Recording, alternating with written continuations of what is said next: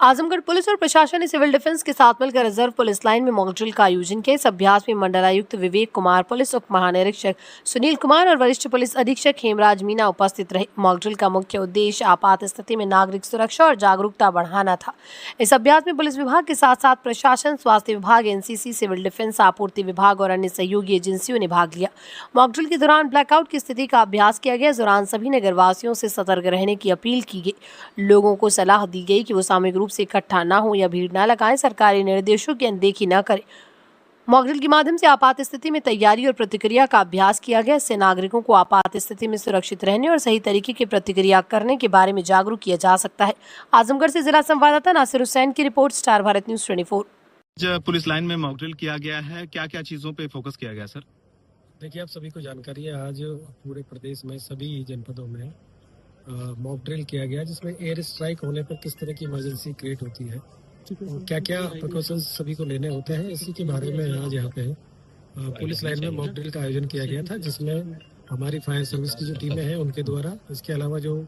CMO साहब की जो टीम है, मेडिकल जो टीम है वो, और पुलिस लाइन का जो स्टाफ, क्यूआरटी, इन सभी के द्वारा, इसके अलावा जो हमारे एनसीसी स्काउट्स और जो आमजन है उन लोगों को भी यहाँ पे बुलाया गया था, जिससे कि उनको डेमोन्स्ट्रेशन दिया जा सके, उनको बताया जा सके। तो इस तरीके से एक डिटेल में यहाँ पे आज कार्रवाई हुई थी, और सायरन का यूज कैसे होता है, सायरन की आवाज़ कैसे आती है, किस तरीके से जो पैनिक सायरन है वो बजाया जाता है, और उसके बाद में क्या ड्रिल अडॉप्ट की जाती है, ये सारी चीज़ों को करते हुए आज पहले यहाँ पे सायरन बजाया गया, उसके बाद फिर उसके जो इमरजेंसी है उसको शो करते हुए, और पहले फायर फाइटिंग की जो व्यवस्था है वो की गई थी। इसके अलावा अगर कहीं इस तरह की जो घटना होती है तो उसमें कोई बिल्डिंग में आदमी फंस जाता है तो उसको कैसे कैजुअलिटी है उसको वहाँ से निकाल के और उसको कैसे उसको हॉस्पिटल पहुँचाया जाता है, इसकी जांच पर वो कार्रवाई की गई थी। उसके बाद में घरों में आग जलने की जो घटना हो जाती है तो उस पर किस तरीके से उसको आग बुझाई जाती है, चाहे वो गैस सिलेंडर की आग हो, चाहे वो पेट्रोल की आग हो, चाहे वो इलेक्ट्रिसिटी की आग हो, तो उसको बुझाने के जो तरीके हैं वो यहाँ पे फायर सर्विस वाले हमारे जो स्टाफ है उनके द्वारा, सीएफओ साहब के द्वारा उसका डेमोन्स्ट्रेशन किया गया। इसके अलावा जो शासन के द्वारा जो 18 रेंजों में जो इमरजेंसी के लिए जो मल्टी व्हीकल है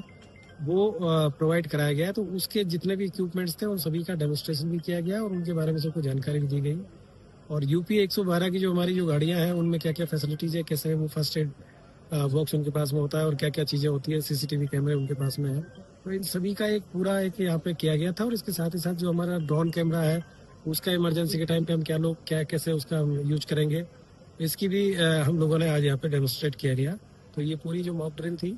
ये कभी भी किसी तरह की कोई इमरजेंसी होती है तो उसमें हमारी जो प्रिपेयर्डनेस कैसी है, कोई घायल लोग हैं उनको कैसे एम्बुलेंस के माध्यम से हॉस्पिटल के लिए ले जाना है, कैसे ग्रीन कॉरिडोर बनाना है, इन सारी चीज़ों को विस्तृत मतलब तैयारी करने के साथ में ये जो मॉक ड्रिल यहाँ पे की गई थी। और इसमें आदरणीय डीआईजी महोदय, कमिश्नर साहब और प्रभारी जो डीएम साहब है वो भी यहाँ पे आए थे, और आकर सभी लोगों ने यहाँ पे देखा। और एनसीसी के जो हमारे बच्चे, स्काउट्स के हमारे बच्चे हैं, इन लोगों को भी यहाँ पे ट्रेन किया गया कि जरूरत पड़ने पर ये लोग कैसे सिविल डिफेंस के तौर पे सभी लोग जो काम करेंगे। और यहाँ पे बड़ी मात्रा में जो महिलाएं हैं वो भी हमारी पुलिस लाइन की महिलाएं, कुछ लोग बाहर से भी यहाँ पे आए हैं, तो उन लोगों को बताया कि घरों में किस तरीके से जो ब्लैकआउट है वो कैसे करना होता है, उसका मेजर्स क्या है। इसके अलावा जो अगर कोई इमरजेंसी होती है तो आप लोगों को किस तरीके से बिहेव करना है, अपने विंडोज को कैसे बंद करना है, अगर आगजनी होती है या कोई इस तरह की एयर स्ट्राइक होती है तो जैसे धुआं निकलता है उसको अपने आप को कैसे सेव करना है। बिल्डिंग में यदि कहीं पे कहीं एक्सप्लोजन होता है तो बिल्डिंग में किस तरीके से आप लोगों को कौन सा जो हिस्सा होता है वो इम्पोर्टेंट होता है, जहाँ पे आप छुप के और मतलब अपनी जान बचा सकते हैं। और उसके बाद में वहाँ पे जब रेस्क्यू टीम आती है तो रेस्क्यू टीम को किस तरीके से एसओएस जो सिग्नल है वो देना होता है। इस तरीके से सारी चीज़ों को काफ़ी मतलब बड़े विस्तार से सभी को समझाया गया और एक अभ्यास किया गया जो कि बहुत ही अच्छा रहा। सर, आज ब्लैकआउट भी होना है रात में 9:30 से 9:45 तक। उसके लिए भी सबको ब्रीफ किया गया और सभी को मतलब सब लोगों को आज दिन में मैसेज भी किया गया है। सभी जो यहाँ के स्टेक होल्डर्स हैं सभी को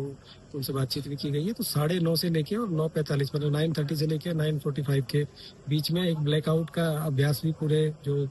जिला मुख्यालय है यहाँ पे कराया जाएगा। और उसमें सभी से यही अनुरोध है कि उस समय किसी प्रकार का कोई पैनिक ना क्रिएट करें। अपने घरों की जो बत्तियां जो बहुत जरूरी नहीं है उन सभी को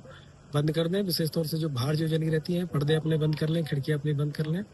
और जो इमरजेंसी सर्विसेज है वो कहीं पे इंटरप्ट ना हो, इसके लिए भी बता दिया गया सब लोगों को कि उन पे उनके